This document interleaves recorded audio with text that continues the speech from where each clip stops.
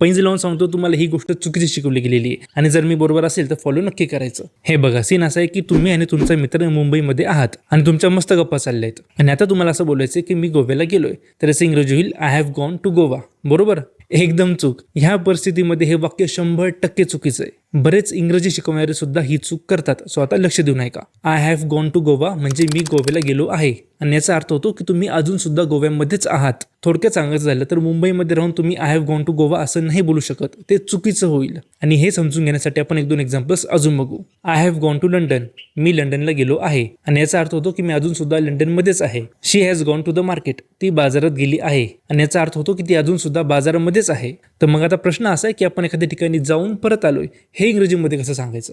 तर अशा ठिकाणी हॅव बीन किंवा व्हिजिटेड वापरतात.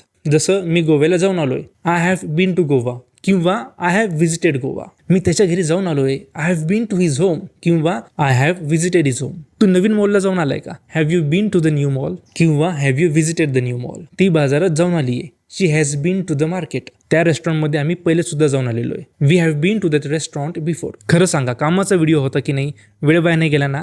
तर मग फॉलो आणि शेअर नक्की करा. आणि फॉलो केला असेल तर उद्या पुन्हा भेटू हॅव बीनच्या एका ॲडव्हान्स यूजसोबत. थँक्यू.